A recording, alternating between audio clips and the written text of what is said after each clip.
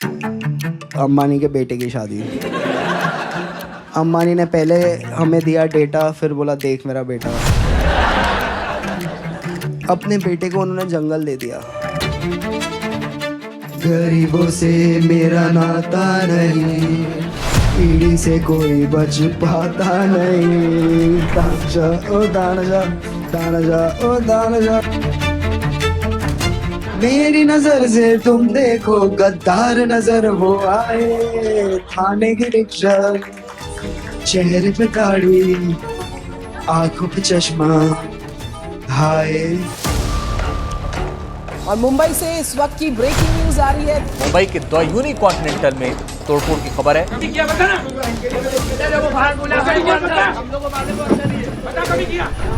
जिस प्रकार से stand up comedian Kamra Maharashtra के पूर्व मुख्यमंत्री और विद्यमान उप मुख्यमंत्री श्री एकनाथ शिंदे जी को अपमानित करने का प्रयास किया है, ये गलत है, हम इसकी निंदा करते हैं। I am people, this is the Constitution of India.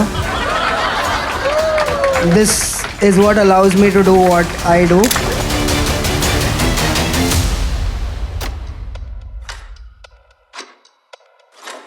तो अब देखिए, कुणाल कामरा को लेकर जो कंट्रोवर्सी शुरू हुई है, जो आज शुरू हुआ है, इस पर सभी के पास कुछ ना कुछ कहने के लिए है, राय है। फ्रीडम ऑफ स्पीच से लेकर संविधान की बातें हो रही हैं, और क्या क्रिटिसिज्म करना आज की तारीख में बड़ा डिफिकल्ट हो गया है, और क्या क्रिटिसिज्म करते ही खासकर सरकार का, राजनीति में मौजूद इन्फ्लुएंशियल लोगों का, आप एक ऐसे दायरे में आ जाते हैं डिस्कशन के, या मैं ये कहूं कि आलोचनात्मक रूप से आपकी पर्सनालिटी को देखा जाने लगता है, और ट्रोलिंग से लेकर कई तरह की बातें जो इस वक्त सोशल मीडिया पर भी चल रही हैं, क्या ये देश की प्राथमिकता होनी चाहिए आज की तारीख में? तो इस पर बात करने के लिए हमारे साथ खास मेहमान इस वक्त मौजूद है। बीजेपी से आलोक वत्स जुड़ने वाले हैं हमारे साथ, कांग्रेस पार्टी से सुजाता पॉल जी हैं, शिवसेना उद्धव ठाकरे ग्रुप से हमारे साथ किशोर तिवारी जी हैं, सीनियर जर्नलिस्ट तुलसीदास भोइटे जी हमारे साथ बातचीत में जुड़ गए हैं, पॉलिटिकल कार्टूनिस्ट और एक्टिविस्ट असीम त्रिवेदी जी भी आ गए हैं बातचीत के लिए, और कुछ ही देर में स्टैंड अप कॉमेडियन दीपक सैनी भी हमारे साथ इस बातचीत में जुड़ेंगे। शुरुआत में यहाँ सबसे पहले किशोर तिवारी जी आपके साथ करना चाहती हूँ।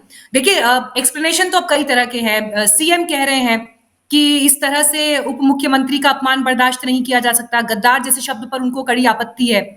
और भी जो शिवसेना एकनाथ शिंदे गुट के लोग हैं, वो तमाम तरह की बातें कर रहे हैं। उनका ये कहना है कि इस देश में ये सब कुछ बर्दाश्त नहीं किया जाएगा। लेकिन एक इंटरेस्टिंग बात जो आपकी पार्टी को लेकर वो कह रहे हैं कि संजय राउत से पैसा मिलता है इनको, कुणाल कामरा फंडेड हैं आप लोगों की तरफ से इस तरह की बातें करने के लिए, इस तरह का कंटेंट क्रिएट करने के लिए, ऐसा है क्या? राउत ये बेचारे वहां पर एडिटर है, वो कहीं पैसे वैसे देते नहीं, लेकिन ये कुणाल कामरा हमको चुनाव के वक्त मिल जाते तो हमारे स्टार प्रचारक ही बन जाते। क्या बोला उन्होंने, थाने के रिक्शा, चेहरे पे दाढ़ी दे, तो उन्होंने ये बताया कि ये ऑटो रिक्शा चलाने वाले थे, गुवाहाटी में जाके छुप गए थे। मैं क्या कहूँ इनको, मैं तो गद्दारी कहूंगा, ऐसा वो कहते हैं। बाद में वो कहते हैं कि भाई मंत्री नहीं है, ये दल बदलू है, ये भी कहा उन्होंने। और जिस थाली में खाते हैं उस थाली में छेद गिराते हैं कहा। मंत्रालय से ज्यादा वो मोदी शाह के गोदी में बैठते हैं, ऐसा उन्होंने कहा। धनुष्य बाण तो ले ही लिया, यानी पार्टी तो छीन ही ली उद्धव जी से, उनका बाप भी उनसे चुरा रहे हैं। ये इतनी बातें कही। अब इन्होंने गद्दार कहा, इन्होंने क्या है, वो जिस थाली में खाते उस थाली में छेद करते, फडणवीस के गोदी में बैठते, ये सब कुछ कहा। लेकिन कहने का लहजा जो था, ये तो हमारे सब शिवसैनिक में नई चेतना ला दिया। इसलिए देखो, महाराष्ट्र ने गद्दारों का कभी सम्मान किया नहीं, और गद्दार गद्दारी होते हैं। और एकनाथ शिंदे इतिहास नहीं बदल सकते, क्योंकि एकनाथ शिंदे ने उद्धव ठाकरे की जो पार्टी है उसको तोड़ा है। मैं इस पर असीम त्रिवेदी जी से भी रिएक्शन लूंगी, लेकिन आलोक वत्स जी भी आ गए हैं। आलोक वत्स जी, मुझे ये बताइए, अभी देखिए कुणाल कामरा पर एफआईआर भी हो गई है, उनको लेकर सभी तरह से बयान भी आ रहे हैं, लेकिन अभी इसी पैनल पर बैठे बैठे किशोर तिवारी जी ने भी गद्दार शब्द का प्रयोग किया है, तो अब इन पर भी एफआईआर होगी क्या? उन पर भी एक्शन लेंगे? मीनाक्षी जी, आजकल इस तरीके के मामले बहुत सेंसिटिव बना दिए जाते हैं। एक बोलने की आजादी तो लोगों में पहले से है, फ्रीडम टू स्पीच तो हमारा कॉन्स्टिट्यूशनल गारंटेड एक चीज है, लेकिन हाँ बिलो द बेल्ट नहीं जाना चाहिए लोगों को। आई मीन आप सब कुछ कह सकते हैं, लेकिन आप किसी पर्टिकुलर व्यक्ति को अपने से अलंकृत नहीं कर सकते कि वो गद्दार है या कुछ और है। ठीक है, आप उनका कैरिकेचर उतारिए, महात्मा गांधी के भी कैरिकेचर उतरते हैं और उनके ऊपर भी तरह तरह से व्यंग्यात्मक लोग लेते हैं, लेकिन इस तरीके का एकदम व्यक्तिगत प्रहार, एकदम क्लिस्टर क्लियर, और उसके बाद गद्दार शब्द का यूज करना, specially the man who is in power and he has been the chief minister and now also he is the deputy chief minister. तो लोकतंत्र में लोग किसको लाइक करते हैं वो ज्यादा इंपॉर्टेंट होता है। तो he has been elected by the people of Maharashtra, तो मुझे नहीं समझ में आता कि उनके प्रति इस तरीके का। अच्छा हाँ, दूसरी चीज एक और भी है कि lot of people like this they are financed also to do all this type of mimicry. लेकिन जिन लोगों ने वहां होटल में तोड़फोड़ की या वहां पर वैंडलिज्म किया, मैं उनके साथ नहीं हूं, मैं उनकी पूरी भर्त्सना करता हूं। आपको लोकतंत्र में अधिकार है प्रतिरोध करने का, आपको अधिकार है एफआईआर कराने का, आपको अधिकार है रोष प्रकट करने का, लेकिन आप लॉ अपने हाथ में लेके खुद ही उसके प्रणेता बन जाते हैं कि अच्छा इसने मुझे। अच्छी बात है ये कि आप कम से कम इसकी आलोचना कर रहे हैं, लेकिन मैं तो अगला सवाल आपसे यही पूछने वाली थी कि एफआईआर वगैरह ये सब कराने की जरूरत क्या है? आपके लोग तो जाकर ऑन स्पॉट इंसाफ कर रहे हैं, तो करने दीजिए फिर उनको। क्यों ये सब पुलिस कानून एफआईआर ये सब कंप्लेंट्स का दिखावा करने की क्या जरूरत है देश के सामने, महाराष्ट्र के सामने?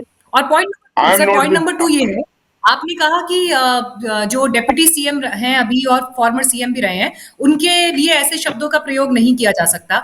मैं आपसे ये समझना चाहती हूँ, अगर कोई पद पर बैठा है, कोई गद्दी पर बैठा है, तो क्या इस देश में उसकी आलोचना करना, कार्टून बनाना, मिमिक्री करना, एक तंज कसना, सैटायर, ये अपराध हो गया इस देश में अब? देखिए, आपने सही बात कहा, तंज कसना बिल्कुल अलाउड है, मिमिक्री करना बिल्कुल अलाउड है, but you cannot give him a name. आप कौन होते हैं उनको गद्दार घोषित करने वाले? ये तो नाम कहा उन्होंने, एकनाथ शिंदे जी का नाम नहीं लिया, ये तो आप लोग समझ रहे हैं कि वो उनके बारे में कह रहे हैं। जिस तरीके की उन्होंने मिमिक्री की है, वो एक डेफ पर्सन को भी पता लग जाएगा कि who is he Poynting eight, और उसमें ये कहना कि ये गद्दार हैं, ये उनको राइट नहीं है किसी को गद्दार घोषित करने। I disagree on this point, मैं इसके सहमति में नहीं हूँ। मीनाक्षी मैं बात मिमिक्री कर सकते हैं, आप खूब मिमिक्री कीजिए, कैरिकेचर बनाइए, कैरिकेचर बनाइए, मिमिक्री कीजिए, वो सब आपको बिल्कुल आपके आजादी के तहत है, लेकिन आप व्यक्तिगत आक्षेप नहीं। ये कौन सी आजादी है जो बोलकर दी जा रही है? ये कौन सी आजादी है जो एक डिस्कशन के पैनल पे बोल के दी जा रही है, लेकिन संविधान जो आजादी दे रहा है उसको आप इम्प्लीमेंट नहीं कर पा रहे? ये सवाल है। असीम त्रिवेदी, मैं आपसे इस पर अब टिप्पणी चाहूंगी। एक second Meenakshi ji, I just need 2 seconds, give me 2 seconds। मैं आपसे ये पूछता हूं कि मुझे ये लिबर्टी है कि मैं अपने टांग फैला सकूं, लेकिन क्या मैं अपना टांग फैला के किसी के नाक पर रख सकता हूं? My liberty ends where the other person liberty starts. तो आप कौन होते हैं ये गद्दार कहने वाले? आप कीजिए कैरिकेचर जितना करना है, लेकिन आप नोमेनक्लेचर नहीं कर सकते, आप व्यक्तिगत आक्षेप नहीं लगा सकते, और उनके ऊपर आप एक तरीके का अपना इस तरीके का बयान नहीं दे सकते कि वो ट्रेटर है, कि वो राष्ट्रभक्त है। ये आप कौन होते हैं कहने वाले? आपने बहुत अच्छा पॉइंट रेज़ किया। ठीक है, असीम त्रिवेदी जी, 45 मिनट का वीडियो जिसमें अंबानी परिवार और उनकी शादी पर भी तंज कसे गए, सैटायर करा गया है, आनंद महिंद्रा पर भी सैटायर किया गया है, सुधा मूर्ति पर भी सैटायर किया गया है, देश की व्यवस्थाओं पर भी सैटायर किया गया है, और उसी कड़ी में नाम एकनाथ शिंदे जी के ऊपर, जो हालांकि नाम तो नहीं लिया, लेकिन चलिए वो कह रहे हैं जिस अंदाज में, तो वहां पर भी टिप्पणी हुई है, और अंत आते आते प्रधानमंत्री नरेंद्र मोदी पर भी टिप्पणी की गई है।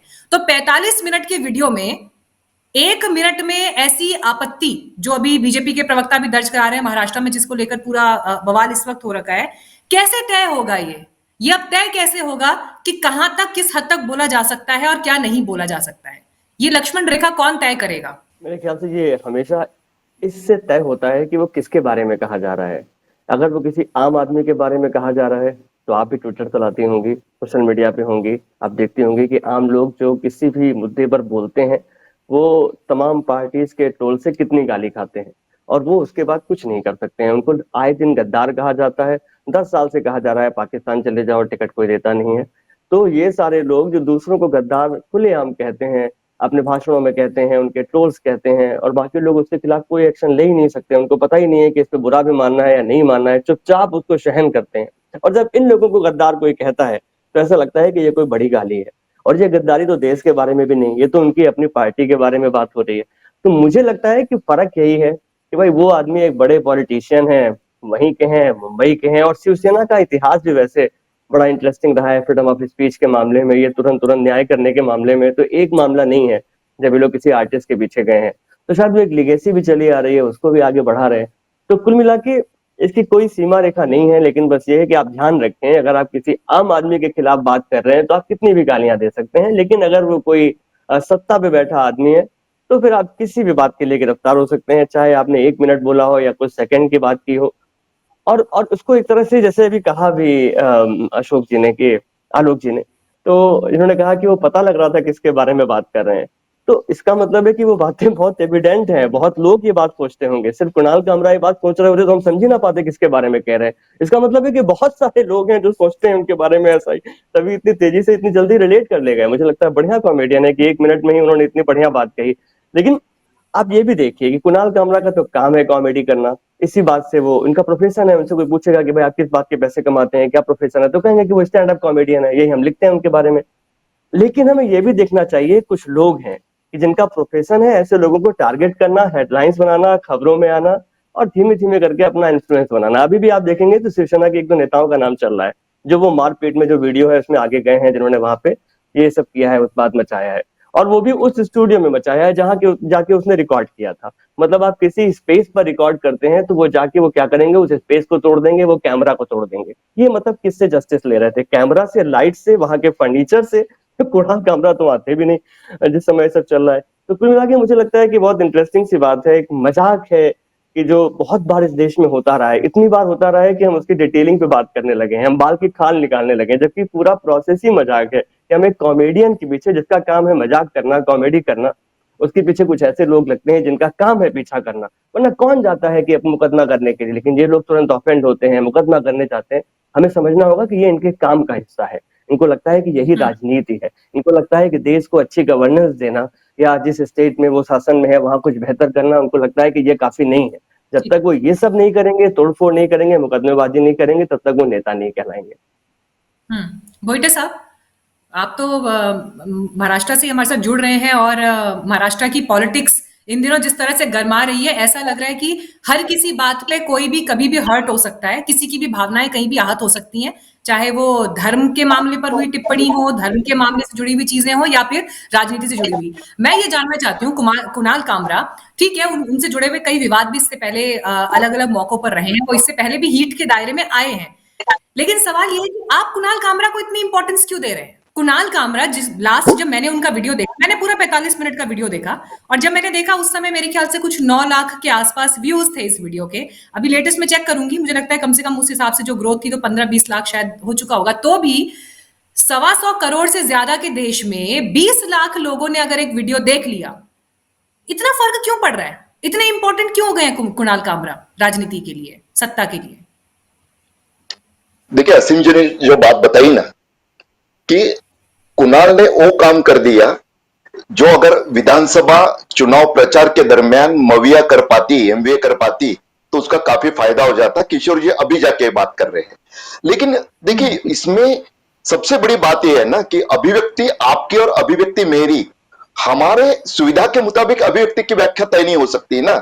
आलोक जी की बात मैं सुन रहा था, 15 लाख व्यूज है, हाँ, 15 लाख। शुरुआत में अगर जी जी, शुरुआत ये 15 लाख व्यूज के लिए अगर वो समझे बाकी रेगुलर एपिसोड से कुछ ज्यादा है, तो मुझे लगता है उन्होंने तो उन शिवसेना कार्यकर्ताओं को, दंगई शिवसेना कार्यकर्ताओं को धन्यवाद देना चाहिए जिन्होंने फ्री का प्रमोशन कर दिया।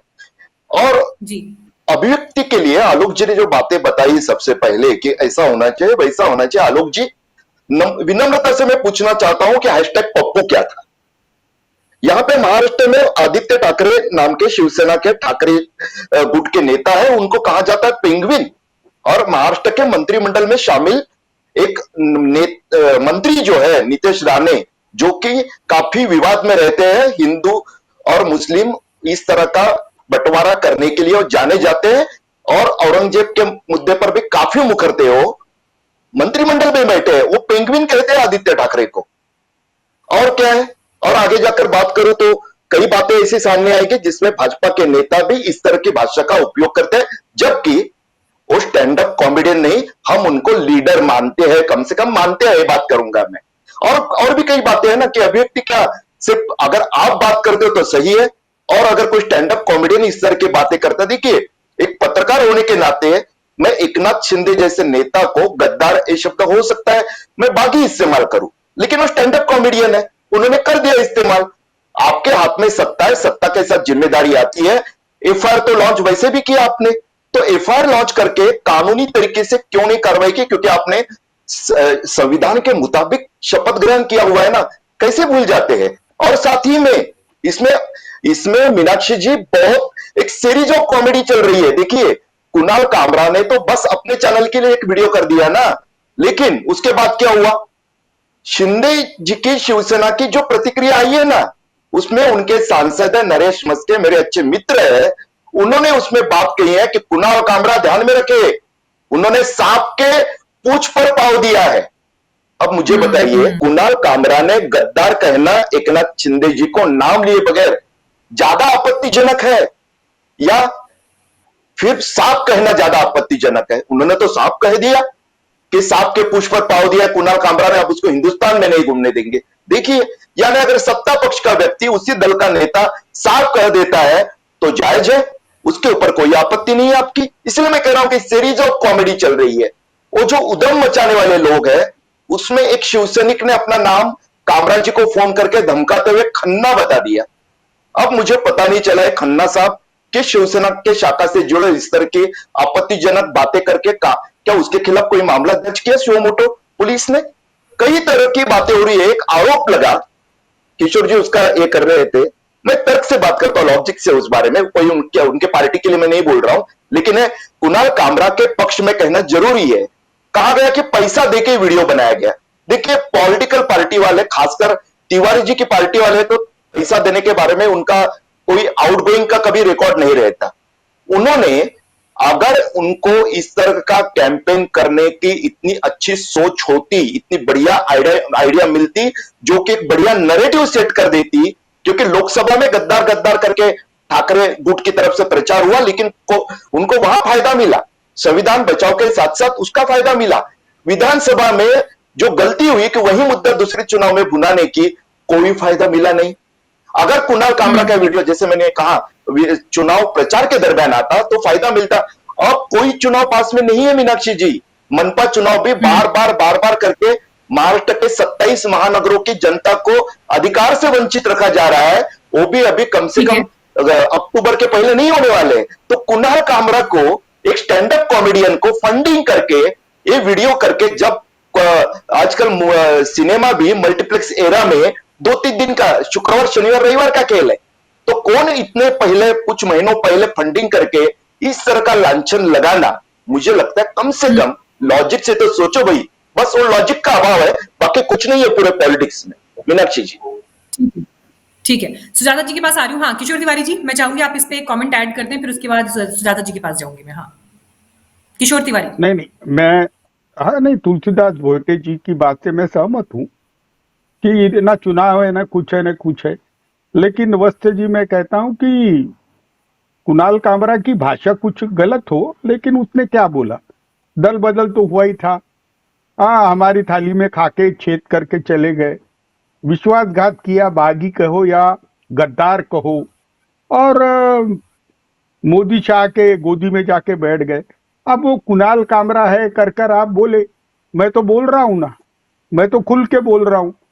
अरे तुमको तो हमने गद्दारी कहा ना, हाँ गद्दार हो तो गद्दार कहेंगे। हाँ राजनीति का स्तर इतना नीचे गिर गया। उन्होंने तो शुरुआत ही बड़ी प्यारी की थी। हाँ पहले शिवसेना बीजेपी से निकली, फिर शिवसेना से शिवसेना निकली, एनसीपी से एनसीपी निकली। हाँ बटन 9 बटन ला के लोगों को कंफ्यूज कर दिया। ये कुणाल कामरा हमको चुनाव के पहले मिला क्यों नहीं? इतना बढ़िया, इतनी बढ़िया तर्ज बनाई है उसने कि ठाणे की रिक्शा चेहरे पे दाढ़ी, वाह वाह वाह। ठाणे की रिक्शा चेहरे पे दाढ़ी, आंखों पे चश्मा, एक झलक दिखलाए, और फिर गुवाहाटी और गोवा में जाके छुप जाए। मेरे नजर में तो इसको हायर गद्दार कर रहे हैं। फिर आप कहलाए। लोग कुणाल कामरा को कब हायर कर रहे हैं, नौकरी पे कब रख रहे हैं उनको? फिर वैसे भी आरोप तो लग ही रहे हैं कि फंडेड, आप लोगों से फंडेड है, तो फिर फाइनल नौकरी पे रख रहे हैं क्या? फॉर्मल एसोसिएशन ही हो जाए फिर। अरे नहीं, मुझे बहुत महंगा आदमी लगता है ये। अंबानी को भी धो रहा था, सबको धो रहा था वो। हाँ तो धोने में तो अच्छा, मतलब बहुत अगर घटिया। अंबानी जी पर टिप्पणी हो जाएगी या अंबानी जी पर अगला वीडियो बना देंगे, तो फिर आप लोग नहीं रख पाएंगे उनको अपने साथ। अल्टीमेटली नहीं फिर नहीं वही है नहीं, ना, देखो अल्टीमेटली फिर फ्रीडम ऑफ स्पीच उतनी एक ही है, मिनट। जहां तक जो तुमको हो पसंद वही बात करेंगे, बस उतनी बात होगी, उसके आगे नहीं। नहीं नहीं, मीनाक्षी जी, उनके ऊपर पुलिसों ने बड़ी तुरंत एक्शन ली।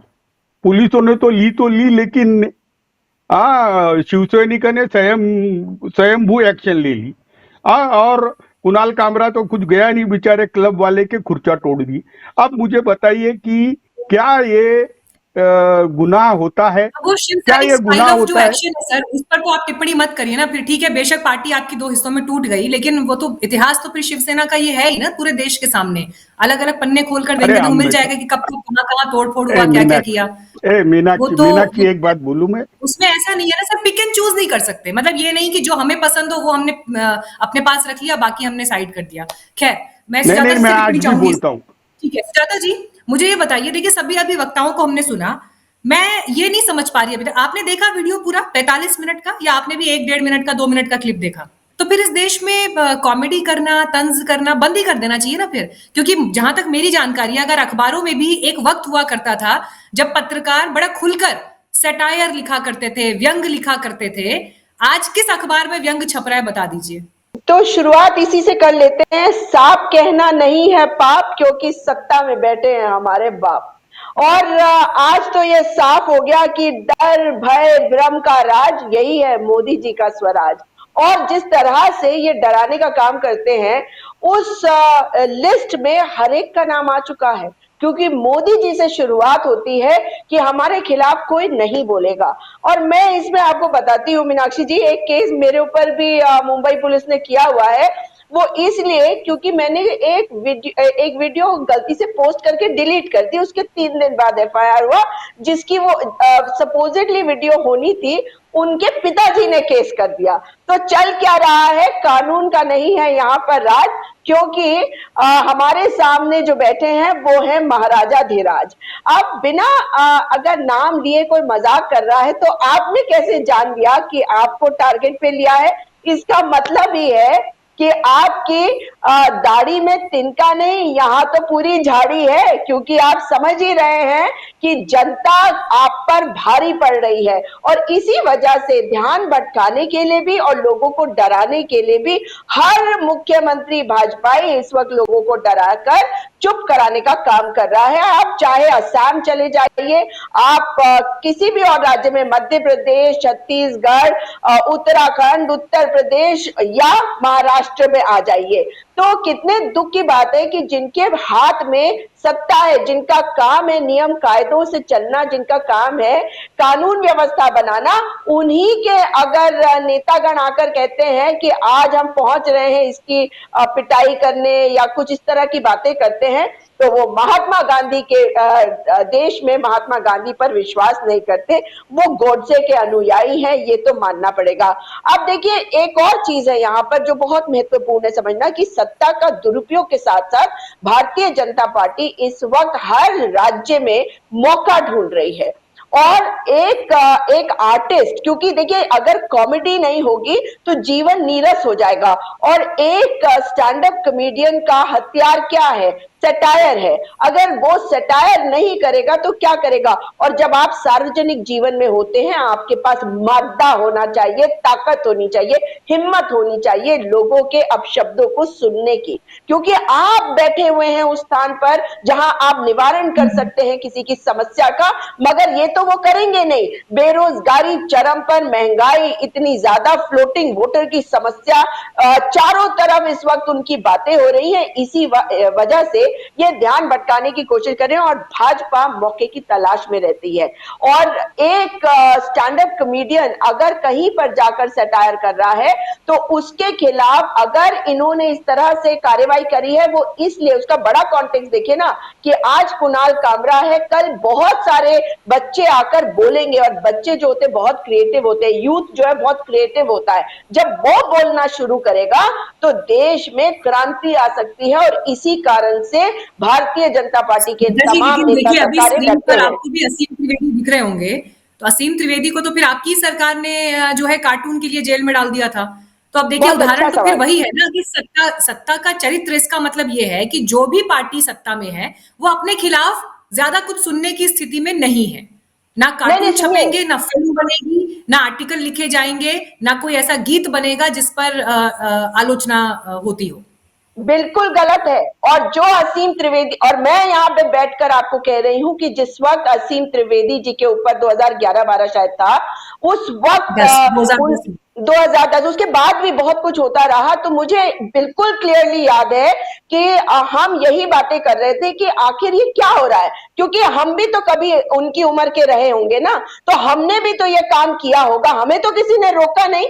और अगर हमारे को अपनी आजादी प्यारी है, बोलने की आजादी प्यारी है, तो हमारे देश में अगर कोई भी सवाल उठता है, हमारी सत्ता हो, हम पे सवाल उठे, तो हमारा ये अधिकार नहीं बनता कि हम उस व्यक्ति को प्रताड़ित इस प्रकार करें। कोई बहुत ही देखो बड़ी असीम बात त्रिवेदी होती पर तो हम जेल भेजना उस वक्त गलत था, ये मानती हैं गलत आप? था, उस वक्त बिल्कुल गलत था। गलत था, 100% गलत था। मैं आपको कह तो रही हूँ, हमने खुद उस वक्त बहुत लिखा है सोशल मीडिया पर, असीम त्रिवेदी के साथ जब हुआ, और भी 3-4 लोग थे जिनके साथ एक के बाद एक उस वक्त हो रहा था, और ये हमने जश्न मना था। ये तो रिकॉर्ड का हिस्सा है ना, फेसबुक पे देख लीजिए कि क्या हमने पोस्ट किया या नहीं, क्या हमने इस बात को उठाया या नहीं। देखिए ये जरूरी होता है कि गलत को गलत बोला जाए। अगर कोई सत्ता के नशे में अंधा हो जाए और कोई इस तरह का कृत्य हो जाए, तो एक लोकतांत्रिक देश में इसकी आजादी नहीं होती। और अगर ऐसा हुआ तो उससे सीख लेकर आगे बढ़ने की जरूरत है कि इतना आक्रोश हमारे यंगस्टर्स पे उस वक्त हुआ, तो आज जो यंगस्टर्स हैं आप उनको भी तो नाराज कर रहे हैं। और यंगस्टर्स के लिए कॉमेडी एक बहुत महत्वपूर्ण चीज है, उनके होलसम डेवलपमेंट के लिए, होलिस्टिक डेवलपमेंट के लिए भी जरूरी है। दीपक देखिए सही गलत के दायरे से परे, मैं ये सवाल, क्योंकि आप खुद आर्टिस्ट हैं, आप खुद कॉमेडी करते हैं, व्यंग करते हैं, ये आज की तारीख में क्या एक अनकहा नियम हो गया है, अनसेड रूल हो गया है कि कॉमेडी करनी है तो राजनीति नेताओं, खासकर मुख्यमंत्री, प्रधानमंत्री, उस पद पर जो बैठे हैं, उन पर कहने से बचो? नहीं, ऐसा बिल्कुल भी नहीं, तो गलत बात है अगर ऐसा कोई सोचता है तो। सबसे ज्यादा कॉमेडी करता हूँ नेताओं के ऊपर, तो कोई करता भी नहीं है। और आप जिस कॉमेडियन की बात, तो उसको कॉमेडी, गालीबाज लोग हैं। गाली में और कॉमेडी में फर्क होता है ना। आया का है मुझे नहीं पता है, लेकिन ऐसा नहीं है कि व्यंग नहीं कर सकते। देखिए मैं मिमिक्री करता हूँ मोदी जी की, हमारे नेशनल मीडिया पर, नेशनल पर डेली करता हूँ भाई।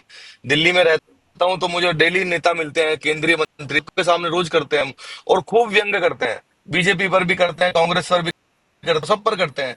तो ऐसा तो नहीं है कि कोई हमें कोई फांसी दे रहा है, ऐसा बिल्कुल। अब पहले ऐसा होता था, ये भी सच बात है। आपने अभी असीम जिक्र किया, तो पहले तो ऐसा हुआ ही है।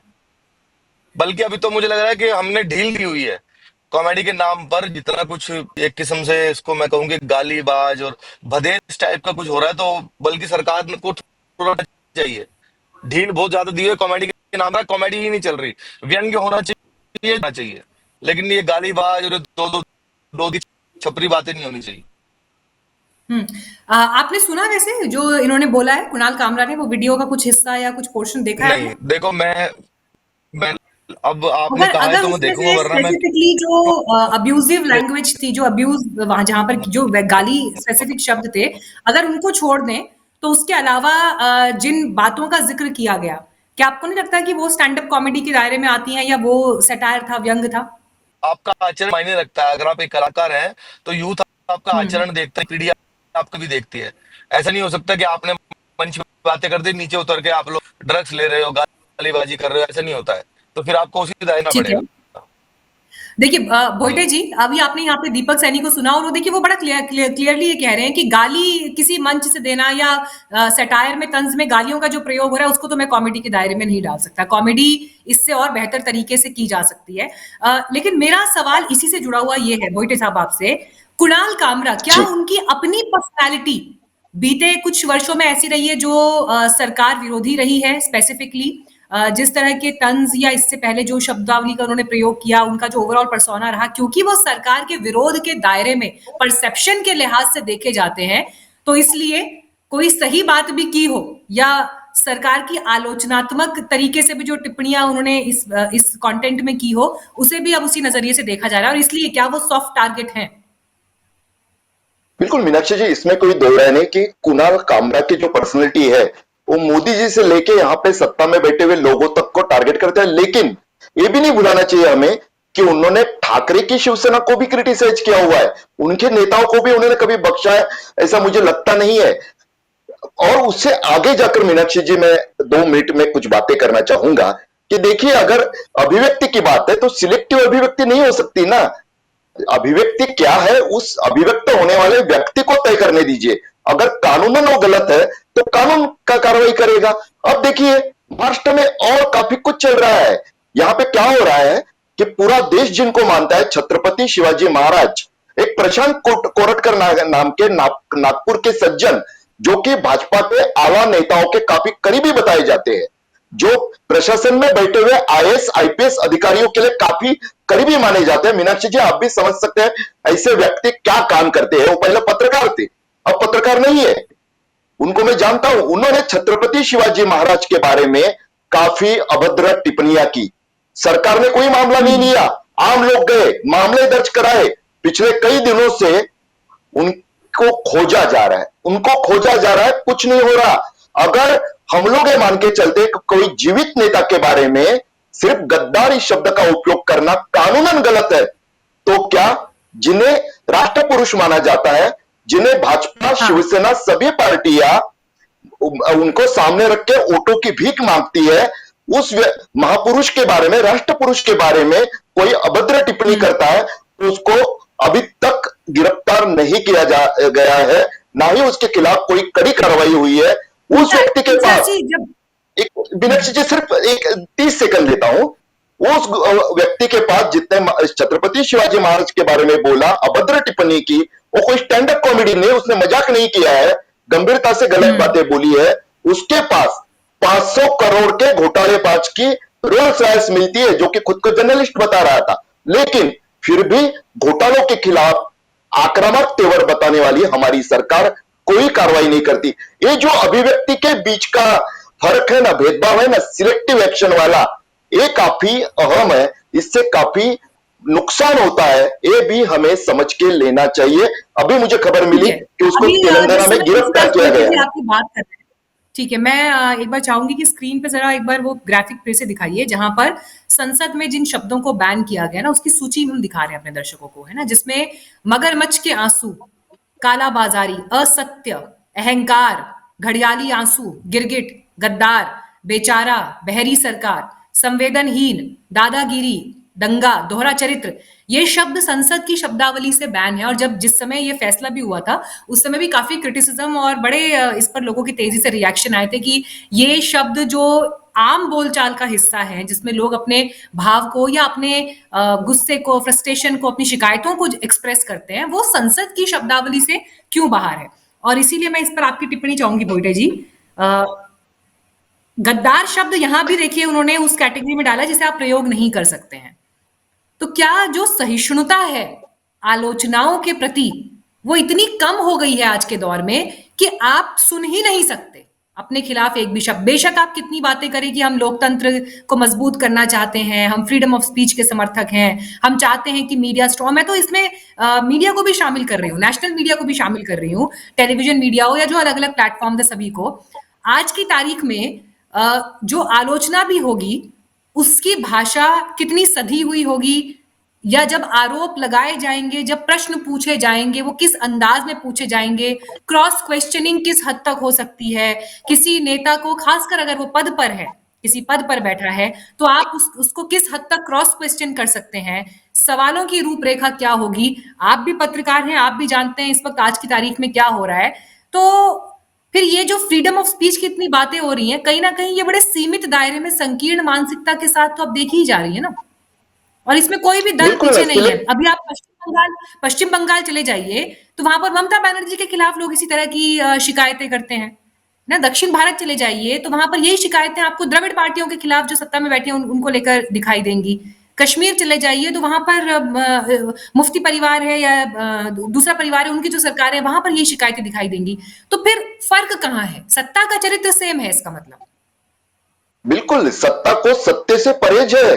देखिए, जैसे असीम जी की बात की आपने, कार्रवाई उनके साथ जो गलत हुआ, ये तो सुजाता जी को मैं धन्यवाद देना चाहूंगा कि उन्होंने ऑन एयर इस बात को सही में, उन्होंने, उनके बड़प्पन है कि उन्होंने उसके बारे में गलती मान ली। लेकिन साथ ही में मैं अर्नब गोस्वामी के केस को भी नहीं भुला सकता हूं ना, कि अब जो काफी अभिव्यक्ति स्वतंत्रता की बात कर रहे हैं, वो जब सत्ता में थे, मविया सत्ता थी। देखिए, अर्नब गोस्वामी वाली जर्नलिज्म का बिल्कुल मैं पक्षधर नहीं हूं, मैं उसको उस तरह की बात या उस तरह का एक ही नहीं कर सकता हूं, लेकिन फिर भी घर में घुसकर उसकी वीडियो निकालकर उनको जिस तरह से परिवार के सामने जलील कर कार्रवाई की गई थी, वो भी गलत ही था। ये एमवे के शासनकाल में जो गलतियां हुई उसमें एक अहम गलती थी, उनके खिलाफ भी कानूनन कार्रवाई थी, बस फर्क इतना था।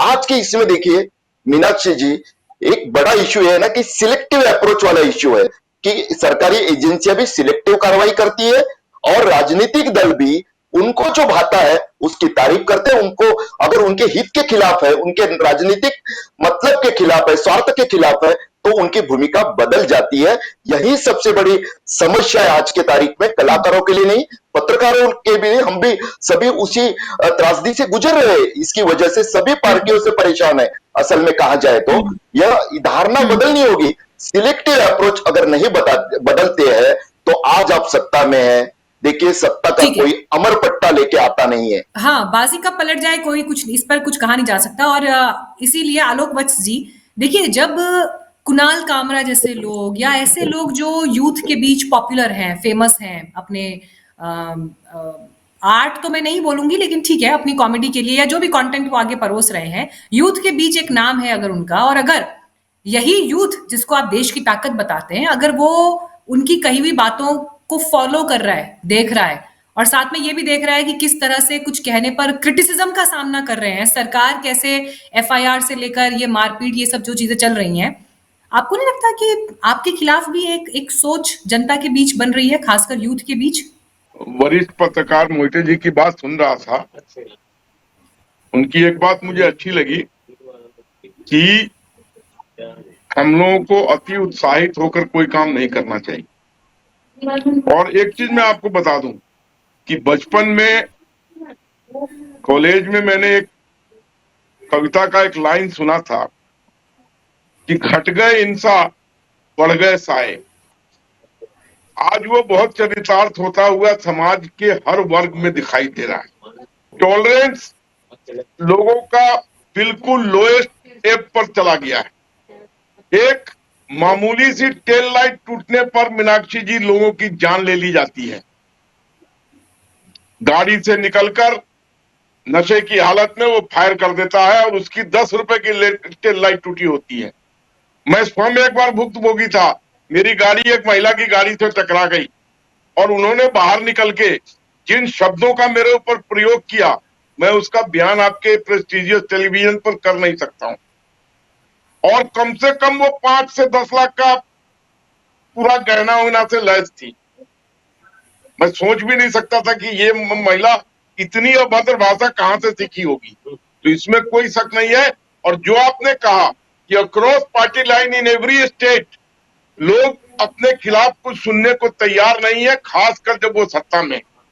And this applies to all. इसमें कोई बरी करने वाला नहीं है या कोई इससे अछूता नहीं है।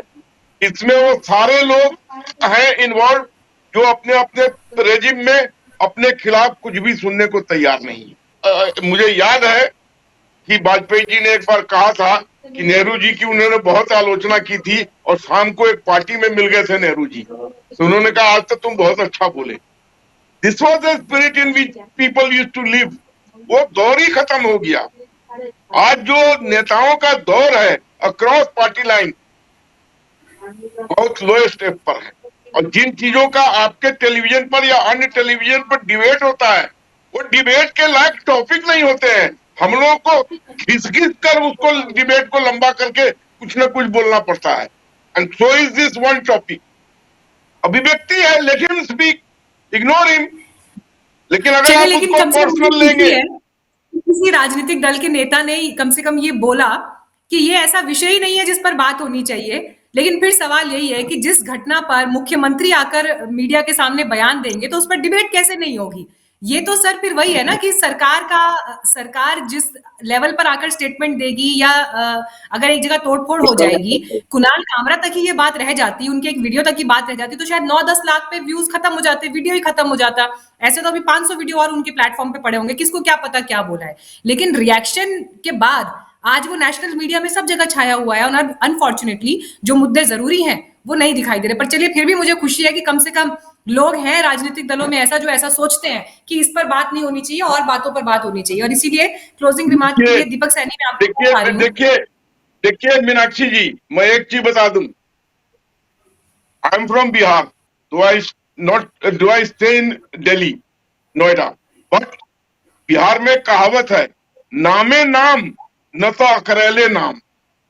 Either you hit centuries and centuries, then you will famous, or you keep getting out on duck, then also you will become very famous.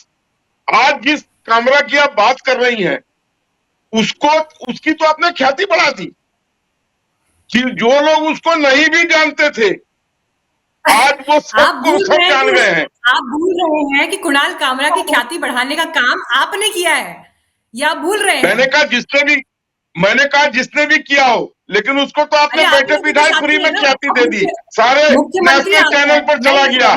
जिसको एक एक्टर की अपेक्षा होती है।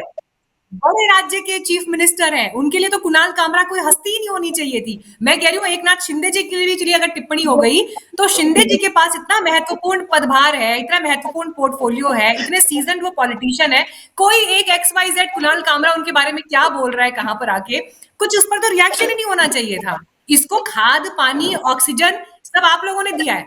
ये इसी वजह से मीडिया आज इस पर चर्चा भी कर रहा है। मुख्यमंत्री अगर ये अलग अलग आदमी का नहीं अलग अलग आदमी का अपना अभिव्यक्ति है। मैं अगर उनकी जगह होता तो मैं उनको फोन करके कहता कि भैया आज कुछ और बोलो मेरे बारे में, इतने पर मत छोड़ दो मुझे।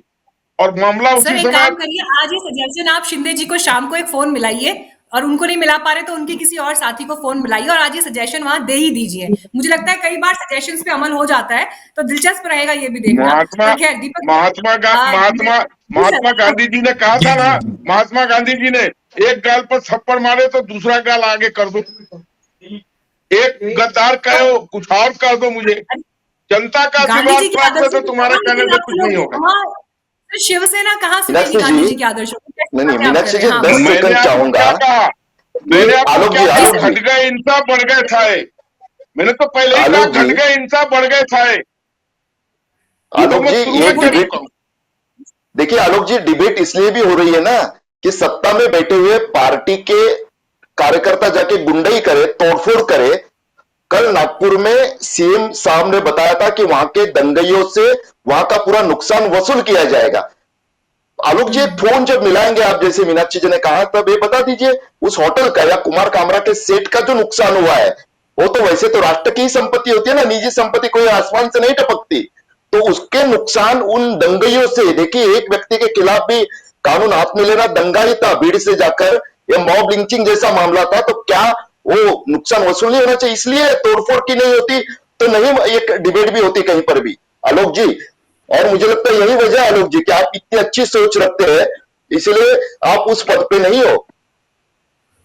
देखिए ये तो वही समस्या वाली बात है ना, पर फिर भी मुझे लगता है संवाद हो जाएगा।